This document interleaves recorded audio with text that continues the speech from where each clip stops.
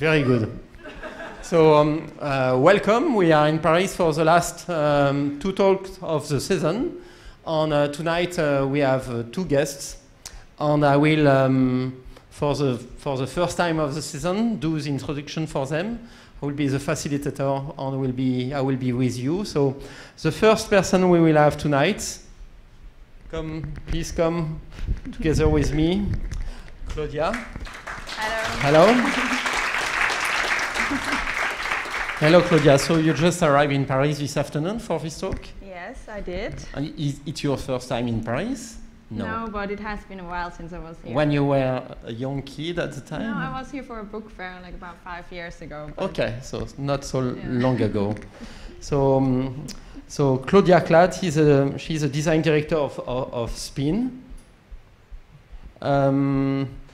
That's a studio founded by Tony Brooks more than 20 years ago. I don't know how long it was. Yeah, it's about 25 years. 25 years. So Claudia works alongside with him on the team. This studio have a great influence in UK as well in the world. It's also the studio behind the Unit edition, who publish a lot of graphic designer monographies from Herb Lubalin to Win Conwell on many others. But Claudia was born in Zurich. She studied in this city, I think. Yeah. Yes. Yeah. Right after, she decided to move to London to start her career.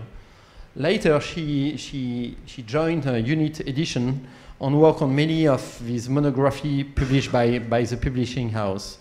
Today, Claudia works alongside Spin founder Tony Brooke on the team. At Spin, she handled projects for the BBC, Craft Council, Delft, Ministry of Sound, Pro-A Foundation, University of the Creative Arts, and Wallpaper magazine. Besides this, she's also like to experiment with typography, blending the analog with the digital, making conceptual lettering, and she conducts workshop on things like that. The studio aesthetics brings together the rigorous, the refined, and the irreverent in the search for the new surprising letter forms. Result of such experiments can be seen on Spin publication, irregular publication, I think, yes? How many of these series was published? The Adventure of Typography? So far 2. 2? Yeah, and when it was started? When it started, this publication? Sorry, when? Yes. When it started, we published the first issue last year. Yeah. And just brought out a couple of months ago the second issue, yeah. So welcome. Thank you very much.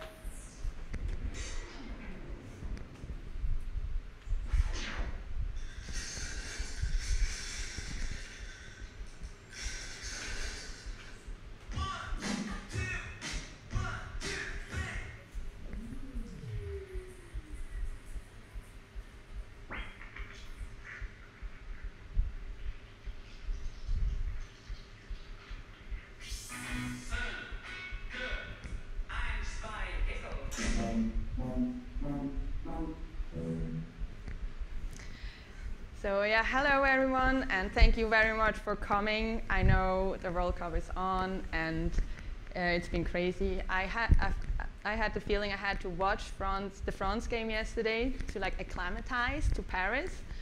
It was quite crazy. I was in a pub, and I don't know. At some point, I had like paint in my face, beer dropped over me, and fight starting. This is insane. But glad you all could make it here. So I'm really excited to show you some of our new projects. But first, I would like to explain a little bit how we work at Spin. So as Jean-François mentioned before, we have several different things happening. So our main reason, we have like client work, which makes the biggest part out of our projects. But we also have unit editions, which is founded by Adrian Shaughnessy and Tony Brooke. It's a self-publishing house that was founded around 2009. So we design a lot of books for them. It's books about graphic design and visual culture. And another part which is very essential are self-initiated projects. These are projects, they are not client related, so these are passion projects where we have room to experiment and try out new things we are interested in. And all of that is kind of quite interconnected, so like unit editions is very inspirational because you have to deal with loads of like interesting graphic design content. Then that influences maybe self-initiated projects, and from that we might get commissions for like a real client project. So it's a very like alive structure in a way. I like to refer them to like a spinning platters. So you have to make sure that you always like keep them spinning so everything keeps moving. I thought I'll show you a selection of identities where type is the main feature of the identity. PROA was also mentioned before. This is a cultural institution based in Buenos Aires, Argentina. So after they refurbished their museum, they approached us to come up with a new identity that put them onto the international stage. So it was important that they appear international, but they are still rooted in the local environment. So their museum is located in Buenos Aires in the La Boca district, where this beautiful bridge is quite prominent. So that's a very important landmark. So we came up with a concept that we built a typeface inspired by that bridge, which basically makes the main building block out of the identity. So these are almost like mechano-like elements that build up this typeface. So we basically sketched out our idea and then worked together with a type designer in Germany to make it a real typeface. So it can be quite expressive, but also practical. So on posters, you can use it quite big, but on another material, it will be more recessed. And it's also supported by other like supportive typefaces, in this case, Prestige and Accurate. Here are some tickets.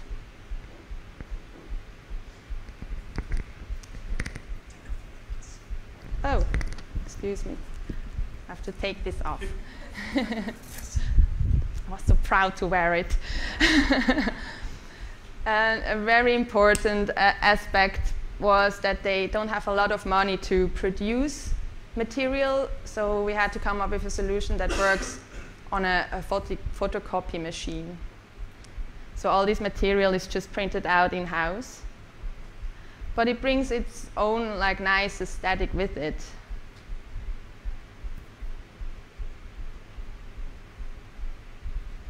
This is a press kit.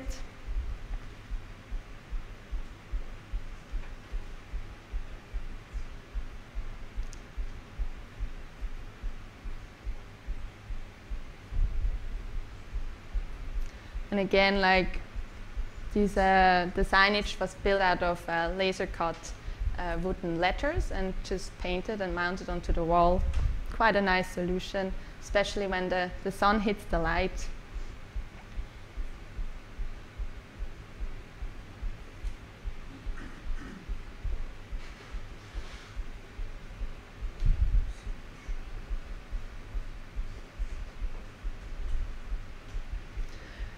So a couple of years in, they started to put up this program where they show concerts, films, theater. So they wanted to have a small little identity for that itself. So we built another typeface that's related to the original PROA typeface, but indicating like nightlife, glow-in-the-dark letters.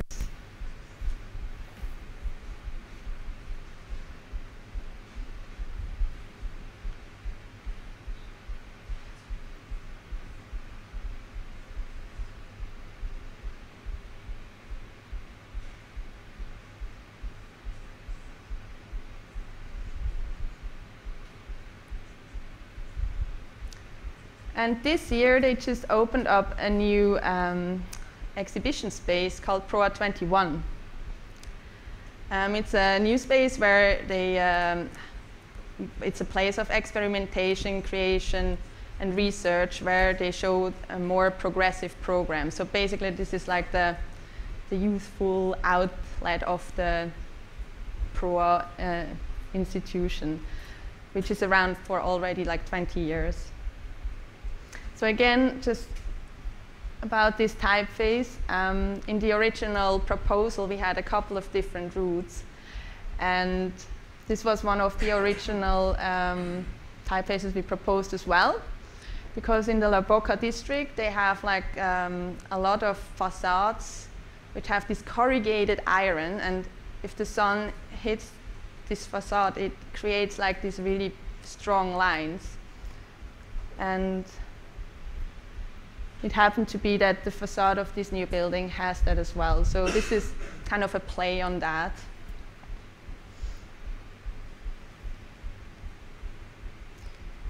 So I think it's a very nice example of how type can work very nicely in an identity as an expressive element.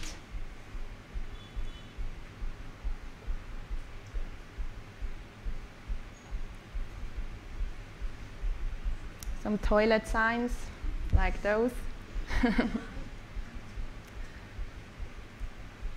And a possible poster series for an upcoming exhibition.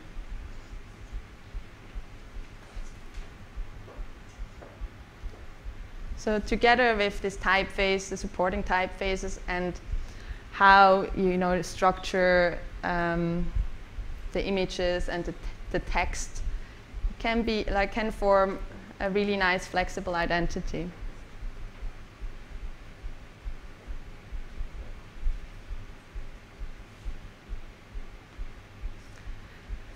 And the next project I would like to show you is about Collect, which is an international art fair which is held at the Saatchi Gallery in London. Our task was to give the fair an international profile and alter the perception of craft. It had quite like an outmoded attitude to it. So that's what we were dealing with. They had like this identity before, which was quite rigid. So they wanted to have something that's more flexible and more expressive. So we thought like, okay, let's do something that's contemporary, modern, impactful, and has also the possibility to be entertaining. So we came up with this mark. For this logo type, we used Brouwer Neue, which is a typeface that originally was designed by Pierre Miedinger, which is the nephew of Max Miedinger, who is the creator of Helvetica. You all know that probably. So Electrosmog just digitalized the typeface for use, and Line 2 created a whole family around that. So I think that this was quite an appropriate typeface to use because it's quite like a strong, bold typeface, but has these rounded edges, which makes it, a bit nicer and approachable, not too hard. And the idea with the italic L's is that a collection starts with 2 items. So that's a small hint to like the word collect, which we quite liked. So now we have different iterations of that logo type. So the italic L's form the basic mark, which is the seed of our identity, which can be later on used as a graphic element. And then we also have different iterations of the mark itself. So depending on where you want to use it, you have the choice, and you're not stuck to just one mark.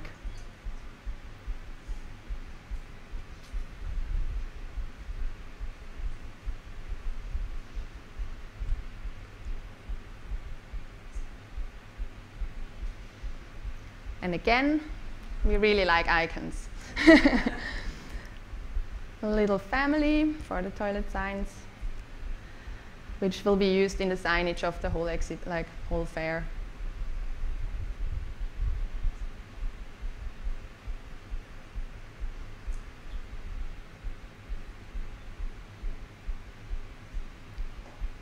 So these were some invites for private view and so on. Exclusive private view and collectors. I don't know. There are like so many different invites. Here's another one. Yeah. So it can be quite playful with those elements.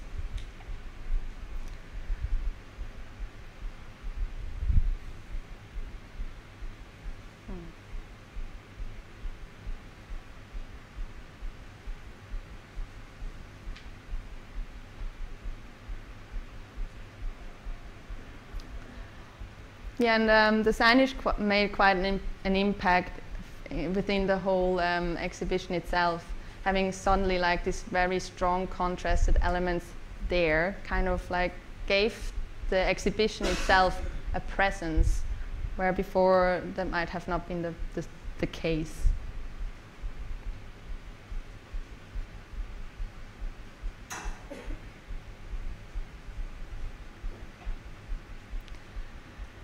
So this year, no, that was last year, we were commissioned again to develop the identity for this year's fair. So I'm just showing you a couple of slides of our initial presentation. So these are some sketches we showed them. We thought like, okay, let's go away from this really strong contrast, black and white thing, and make it more, delicate and light and floaty. We proposed to bring in some colors, which you can't see here very well. As well on the catalog. Yeah.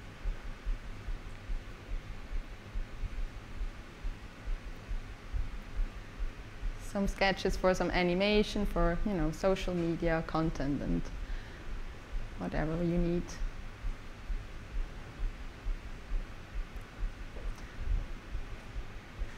So in the end, we refined it, and we had like a set of graphics which were like very dynamic. It was all like outlined and delicate and light, which we then could apply to all the materials. So they weren't really brave enough to go with colors, so everything stays still black and white. So hopefully next year we can take on some colors for the next identity.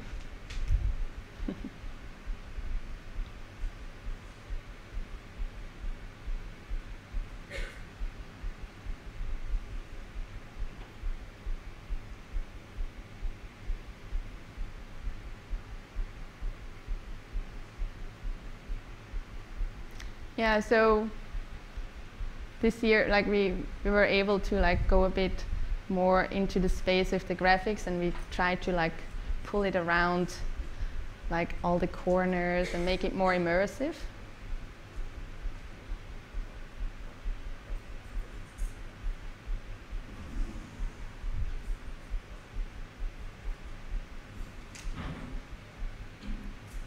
Yeah, and I really wanted to have one of those jumpers, but I didn't get one in the end. They were all taken, unfortunately. So the BBC Creative is the BBC's in-house creative team. So they were like formed newly together like 2 years ago, and they wanted to have a new identity to attract new talent to their teams.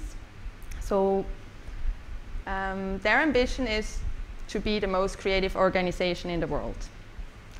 So we had to try to bring that into the identity. So we had like the 3 BBC blocks, and we wanted to add a 4th box, which basically represents the creative box. So we were like exploring, okay, how could that box look like? It could be just a square, that can't be it. So we had like different iterations of a box. And then at some point we realized, like when we take out some lines on one side, it kind of creates a C. So So that's a great thing. Why don't we make boxes that look like a C? So we came up again like with a set of different logo lookups.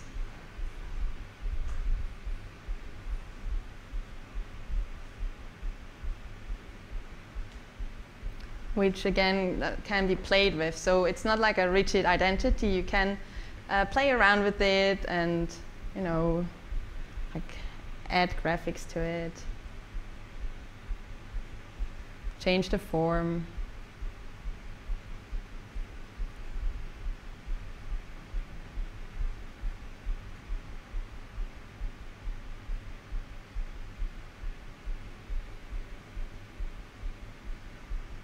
So there's always like a, we always try to push the boundaries. Like here it gets maybe a bit crazy, but you know, like there are places to go. So it doesn't mean that you have to go in the beginning right there, but over time, you be grateful that you have the chance to like, you know, mix it up from time to time if needed. So we had the great opportunity to put up some super graphics in the BBC building. And there were some issues with like the working spaces, because like when you have a desk in front of a super graphic that has a lot of lines in it, it can create headaches. So we had to be careful like where we put them. So this is like a hallway where we could put a more expressive version out.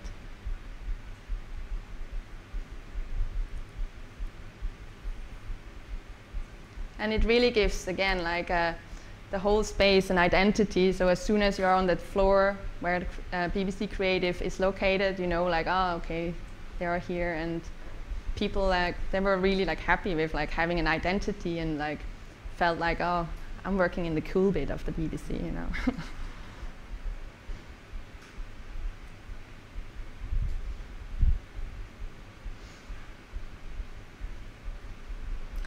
So you can see that like where workspaces are, the graphics are a bit pulled back.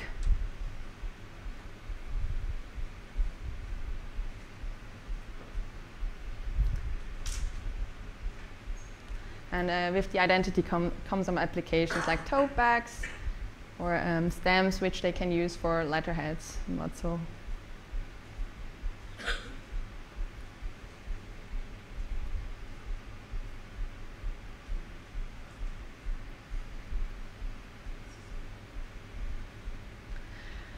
So the BBC just launched this year a new typeface. So they used to have Gill Sans, and they worked with Dalton Mark for a long time on a new typeface called BBC Reith.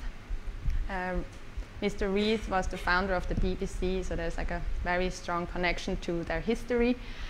With that new typeface, they're now able to apply to print, web, and it has like a presence everywhere and can be easy. It's easy to use.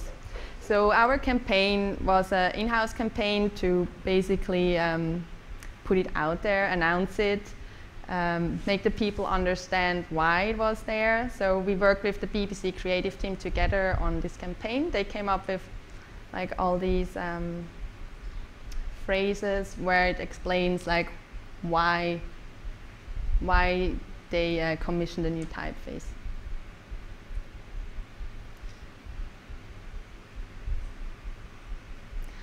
And it's a really nice example how like playful and creative you can be with it. So, because like if you just see like a typeface sheet, you sometimes think like, oh, that's a really boring typeface, or it's like so reductive and I can't do anything with it. But it turned out to be like a very like playful thing to do. So all these like animated posters were on the screen within the BBC, and they also had a couple of them printed.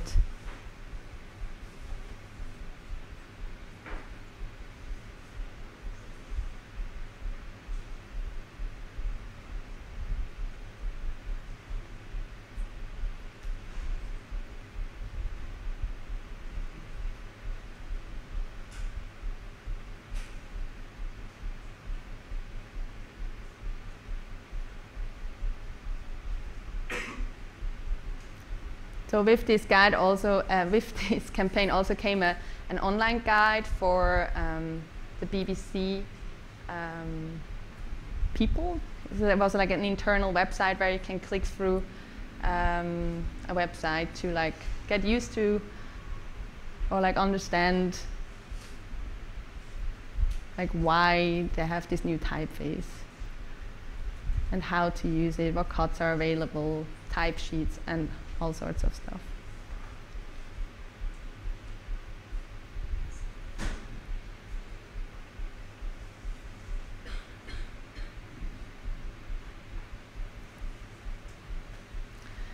I just want to show you a couple of unit editions books as well.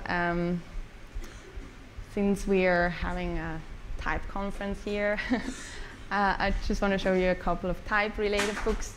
So a couple of years ago, we brought out Type Only, which is, in other words, just typography on its own. So we asked contemporary designers to submit their works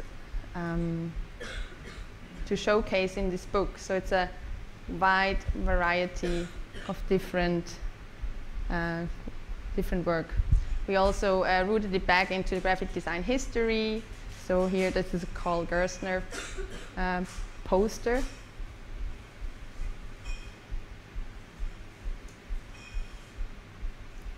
And do you know who's that from? No. On the right-hand side, there's Anton Bieke, I think, and on the left-hand side, I always forget her name, but it's Josef Müller-Brockmann's wife. Do you know her name? Josef Müller-Brockmann's wife. Japanese lady.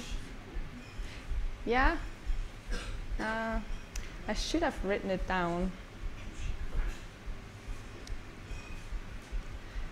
Yeah, so the main body of the book consists of like very expressive, experimental typography. And we also had a follow-up book with that, which is called Type Plus, where again, like typography is the main feature of their work, but it's combined with imagery, illustrations, and other graphics.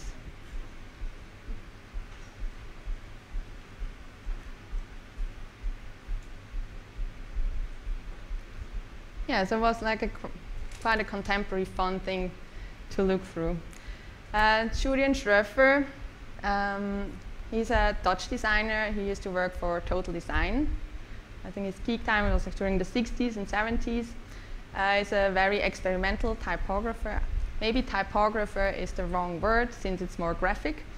But Frederike Huygen, who wrote the essay, refers to him as the computer designer before the computer. This is Mr. Julian Schröfer.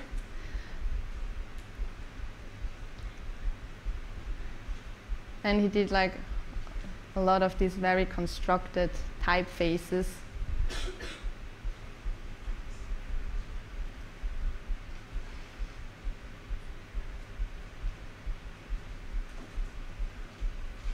And then like very expressive and almost psychedelic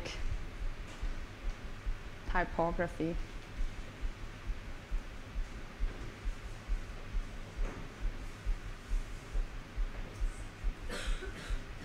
I find it incredible to like, you know, that he did draw this all by hand. I mean, I can't relate to that. I mean, I don't know how about you, but I wouldn't be able to do something. I had the patience for that.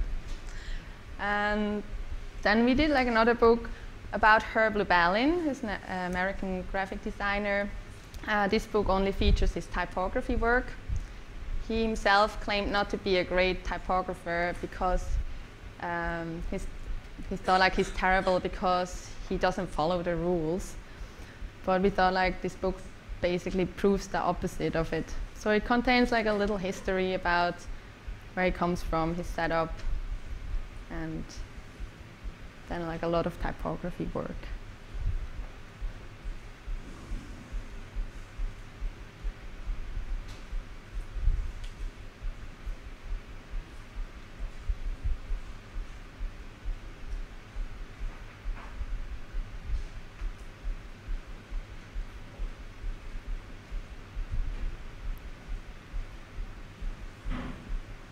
Isn't he nice? I just want to mention that we're just republishing our first monograph, which is about Her Blue Belling's complete work. Thanks to Kickstarter, we are able to reprint it. So because we always like run very low numbers, like only like 2,000 issues per book, they sell out quite fast. So we were really happy that we can put that out there again.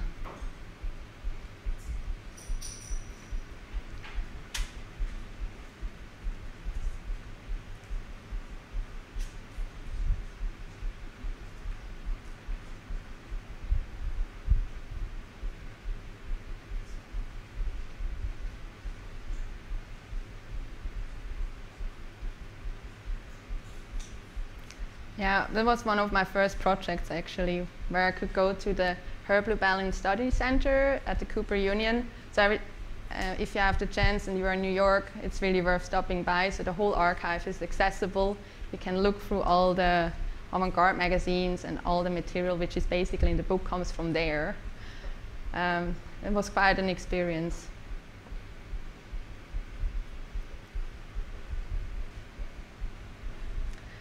And then I also want to touch on Adventures in Typography, which is a self-initiated project by Spin. It's basically a continuation of our monograph we brought out a couple of years ago, which is this one. So we felt like there's always like so much material during like a client project that doesn't get used and we really like. And kind of, we felt like we would like to develop that further or like share it with the world as well. So this is a selection of that material where we like had the chance to like experiment and like, you know, give us also the room to do like, you know, projects or like visual explorations that maybe fail, but like, you know, bring you to a new point, to like new visual material.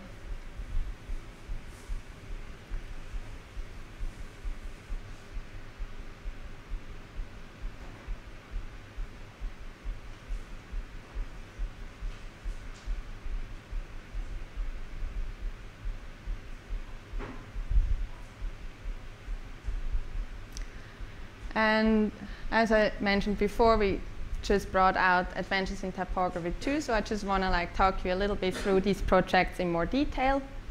So this issue was basically inspired by our move into a new studio space.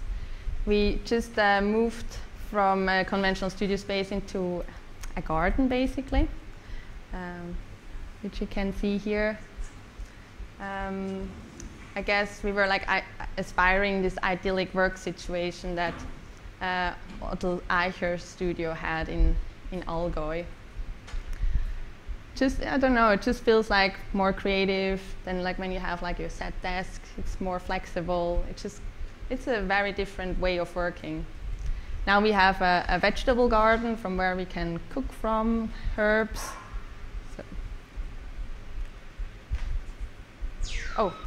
So sorry.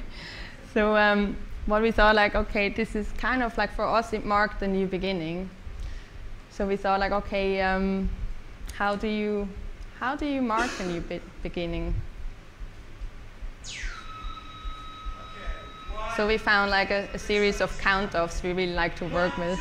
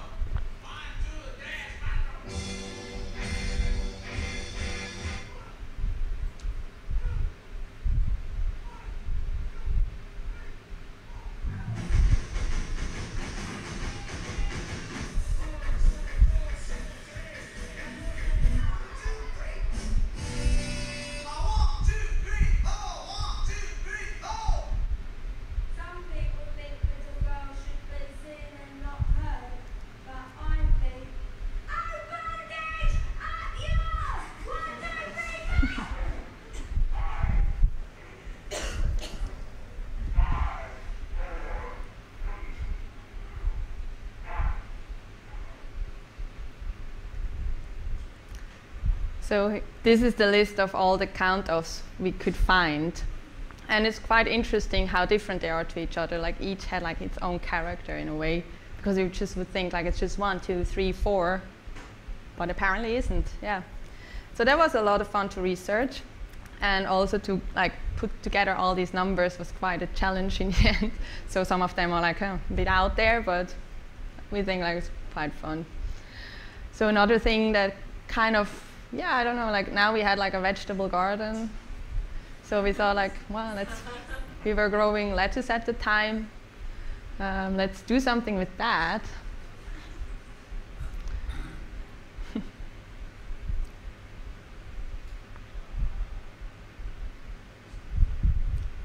So which first, like it started as like a silly idea, but then we kind of realized like, oh, they make actually really beautiful shapes. So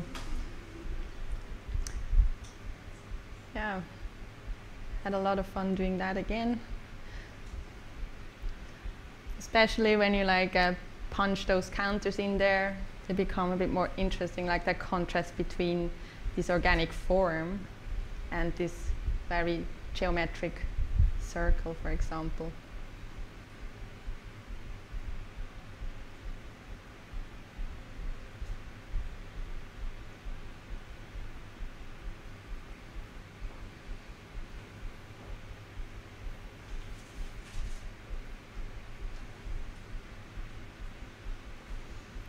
And we also like the word lettuce letters, because it's kind of a tongue breaker.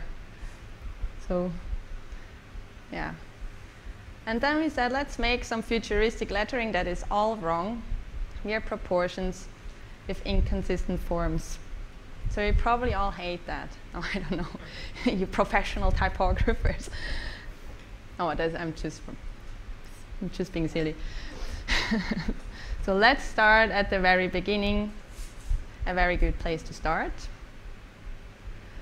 When you read, you begin with A, B, C. Do you know where it is from? That phrase? Yes! Ah.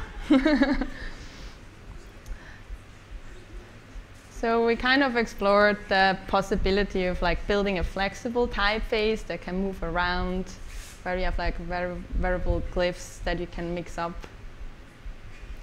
It's definitely pushing the boundaries of legibility. I was actually just looking at one letter before where I thought, what is that again? Is that an R or an H? I guess depends on the word. But yeah, it's definitely like a playful thought behind that.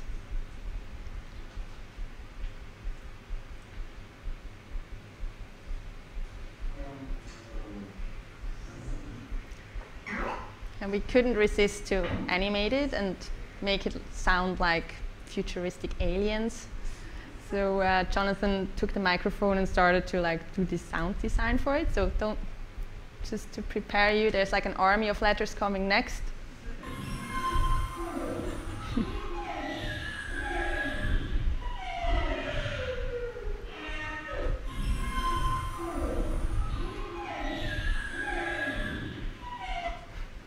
Yeah, that can go on forever. And so Helvetica just turned 60 last year. So we thought, okay, let's have a go at Helvetica. So we were imagining, so what if Helvetica was like Dorian Gray, and every time it got used and abused, it got older and more worn out. So, and this is the result of that. So we cut out these shapes of Helvetica and crinkled it up. In this video, we tried to like just throw the word alt in, which is German for old, but we just didn't like manage to do it. Like we were, this is a cut video, it goes on for 10 minutes, the original one. I didn't want to do that to you. So even in the end, where I tried to like put it in order, it wasn't quite in the frame. It was just silly.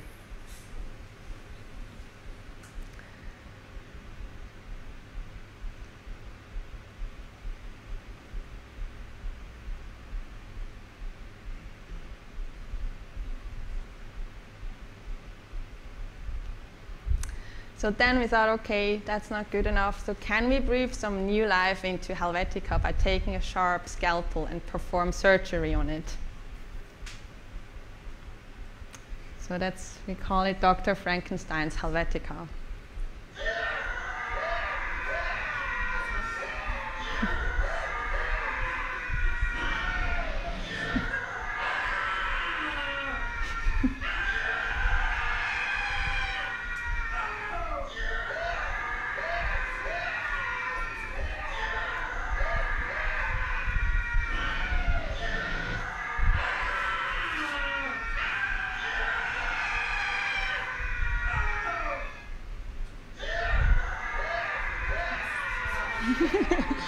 You thought it's over, right?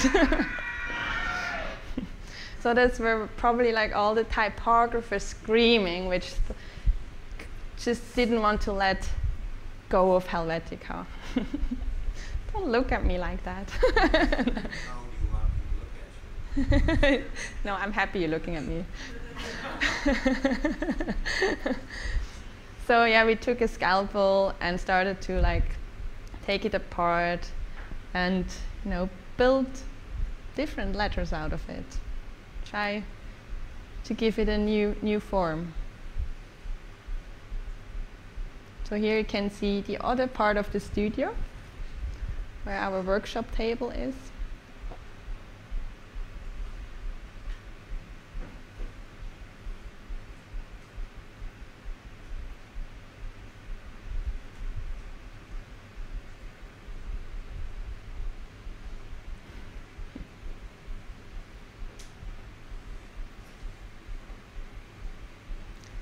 So we had, we were watching that trailer from Dr. Frankenstein, Frankenstein's monster, and it had like this very graphic words in there called like thrilled, and so that where these words come from, we thought like we just use that as material to form words.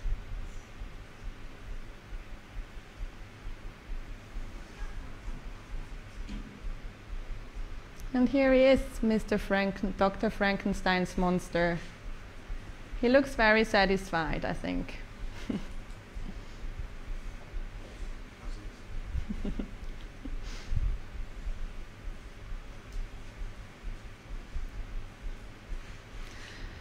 So yeah, unfortunately, the imaginary operation failed. And it turns out we are just graphic designers and not surgeons. So Helvetica had to die. And we just founded some obituaries by Wolfgang Weingart, for example. Anyone who uses Helvetica knows nothing about typefaces. That's all he had to say. Or Eric Spiekerman. Most people who use Helvetica use it because it's ubiquitous.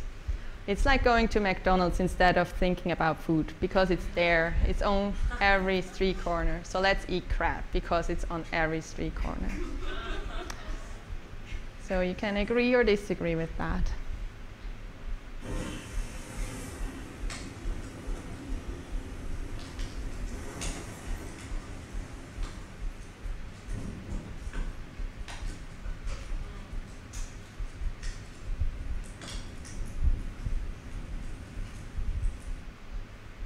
So Helvetica turned into ashes.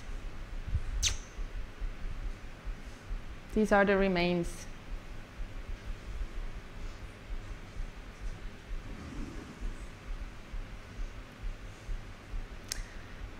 So another idea we had, let's stick tape in the shape of type to our heads whilst wearing black nylons, bank robber style.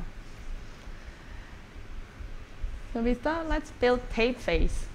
Again, like a little stupid joke. We can't help it.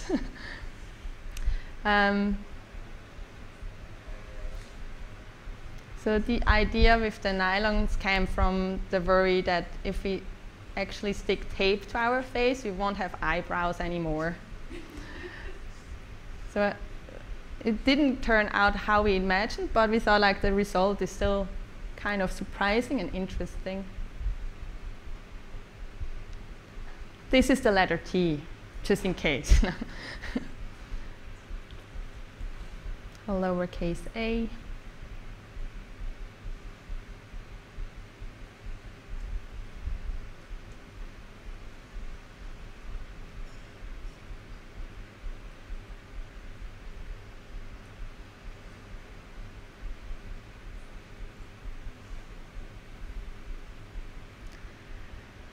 And then Tony also had this very beautiful tape with stripes on it. He brought it back from Tokyo, so we just had a go at that as well.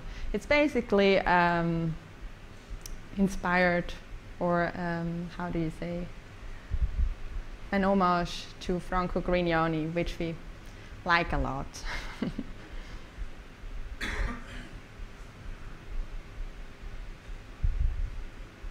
So this was the attempt to build an S, and then yeah, we just dressed up in an overall and, you know, just went a bit overboard.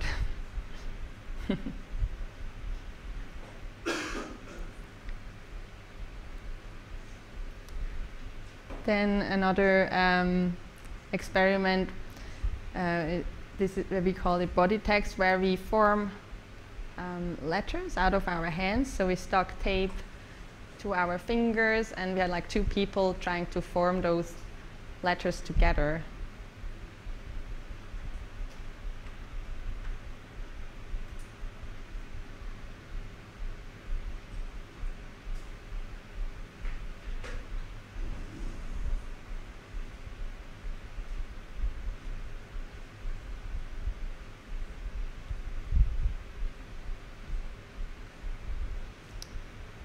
And we thought, like, oh, they look a little bit like, you know, leather gloves, or I don't know, had like a weird touch to it.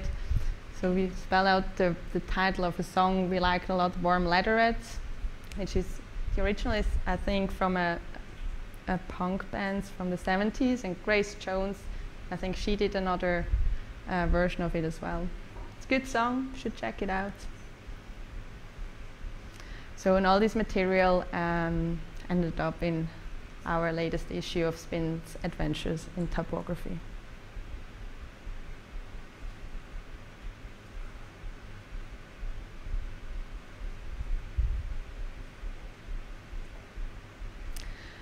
So I just want to show you one of our latest projects, and this is this commission is a direct result of our self-initiated project, Spin's Adventures in Typography. So they approached us to come up with graphic illustrations for their new campaign Today at Apple, where they give workshops with like musicians, artists, coders, like all sorts of people to use their, you know, their computers in a creative way. So these illustrations will like end up on a big screen in Apple stores. And they reference directly like some graphics we did in that magazine. So they had like a quite strong, they already like directed, they gave us the direction in which they want to go to. So we thought like, okay, let's do some more experiments and explore like these like physical letter forms a bit further. So this is like where we try to like form type out of tape. And some of them are a bit more weird. Jonathan had the idea to fill like a stocking with like foam you use for like shaving foam.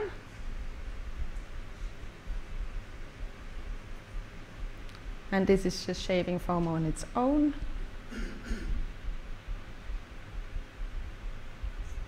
Or like drops of oils, which was quite a challenge actually. But it's just interesting how material can inform those letter shapes.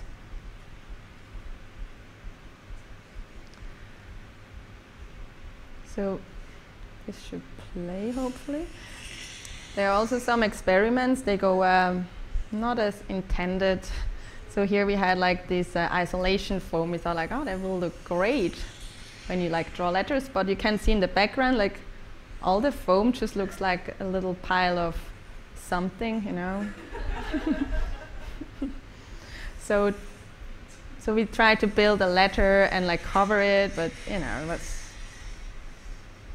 just a bit of a mess in the end.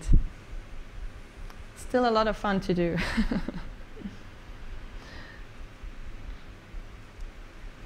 So just take you through the whole process. So when we work like this, we do a lot of experiments, workshops, and then at some point we collate all the material and we print it out on the wall. So it's just good to have a visual reference and leave it there for a while, so you have some time to realize like what's working and what's not working.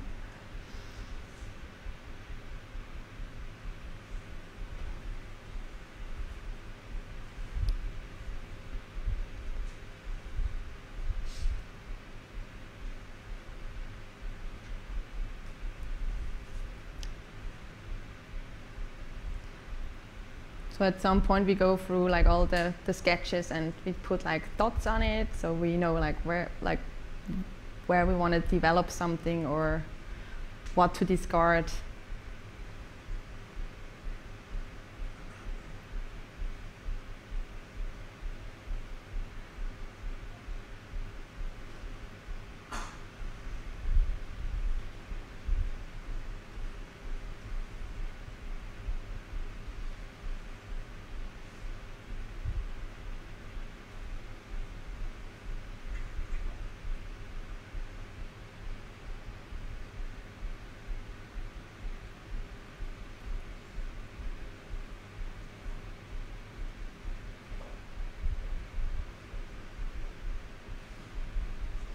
So, and all of that goes, like in the end, into a presentation. So it was not like a finished thing, so we just wanted to share the process with the Apple team so they can say, yes, no, that's working, or we like this more than that, so we can like focus on a certain, you know, route, if you want so. So these are like loads of different iterations, like should it just be the word today, because it's quite a wide screen and it was hard to bring the 3 words onto the screen together in a nice manner.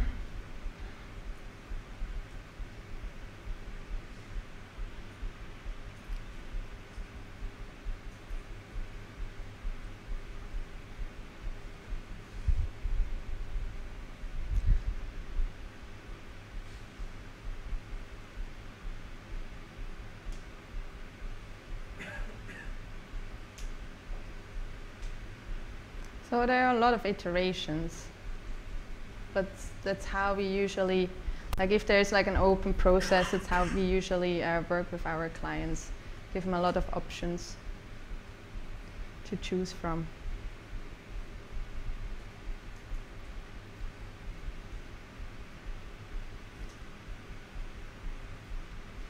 We also looked at color.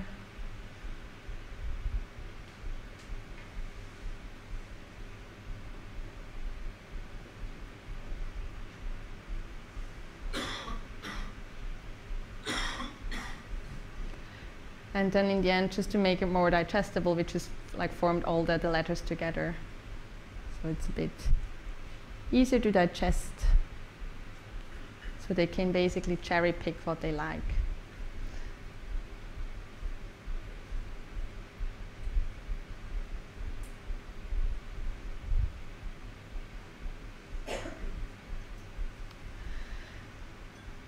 So, but in the end, they were like quite happy with the general directions. The only input they gave us is that like they would like to have all the words today at Apple on one screen, and that we should explore color a bit further. So, this is the development of the previous exploration.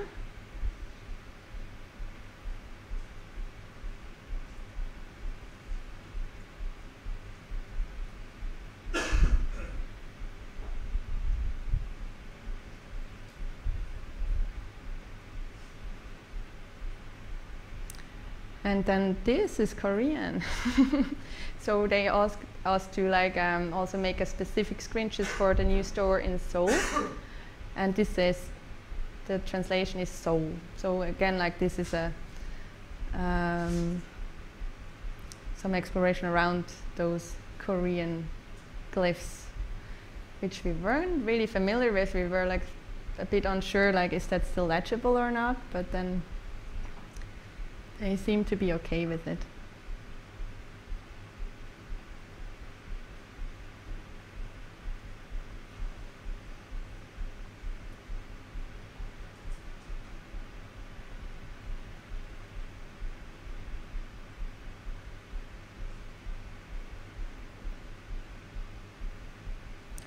And then we got to a refinement stage.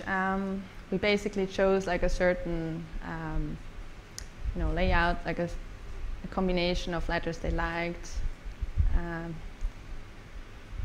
and we refined the type.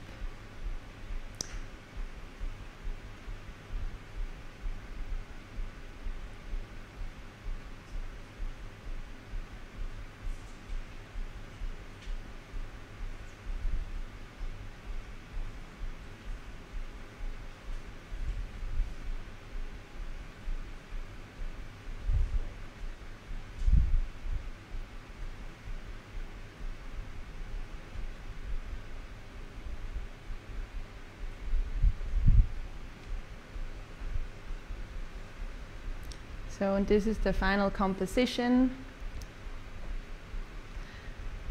This is just an animation we did for ourselves because the final illustration was just a still. But we thought like it's such a rich, we had so much rich material, it would be a shame to not animate it.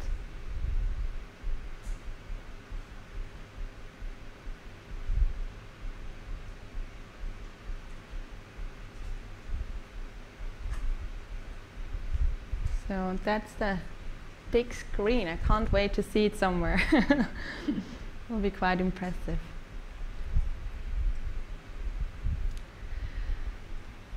Yeah, so we just recently celebrated 1 year at the studio.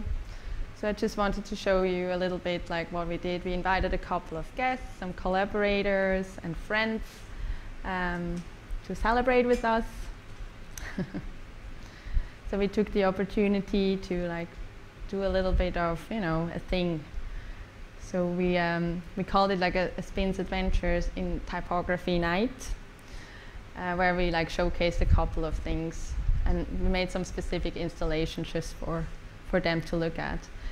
Here we just painted a super graphic within in our studio. This form you see in the background comes from a new project we are working on at the moment called Autonomy. So it's actually broken up where Jonathan stands, but it's the letter A turned around, and the bar from the center of the letter A can do whatever it wants. So it's like a deformed A, if you want so, because it's the letter A for autonomy. We also felt that we need little icons for our toilet.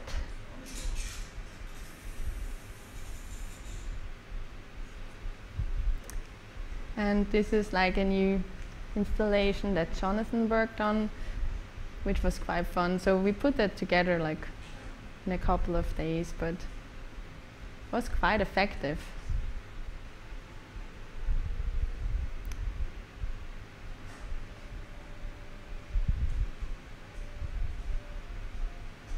So all these types, these letter forms, they go over the edge and they interact with each other. And then we also asked our guests to paint a mask and wear them during the night. No, that's not quite true. But we did a little photo shoot with them. It was quite a fun activity, and they got really into it. So here you can see again Jonathan, our designer. And this is our little photo booth.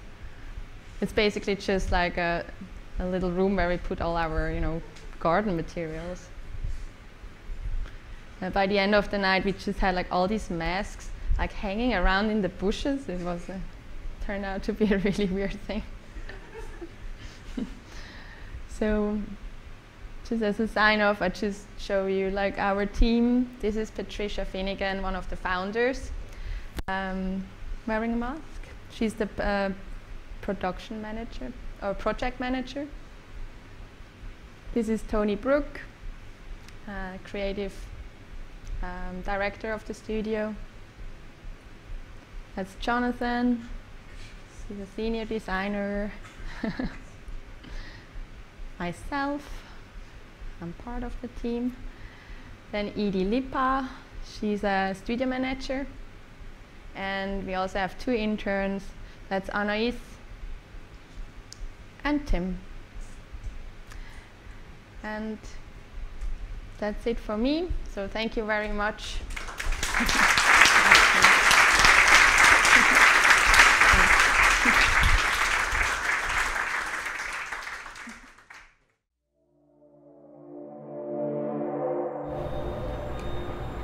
Only 14 years after its birth, the iconic Bauhaus School of Design was shut down by the Nazi regime.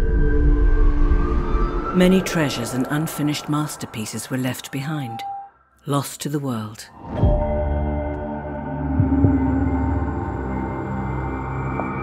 Founded on the central idea of training a new generation of artists to create a better world, Bauhaus laid the foundation for modern design as we know it and changed creativity forever. But in 1930s Germany, the progressive ideas of the Bauhaus were considered threatening, and the school's closure became inevitable.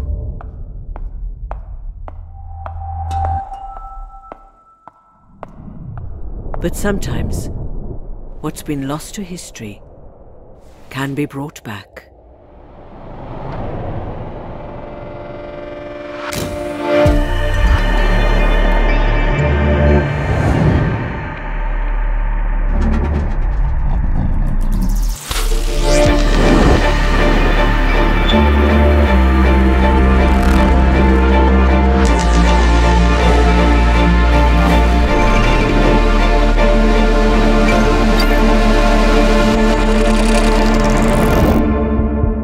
The influence of Bauhaus lives on, and now you can design with a piece of living history.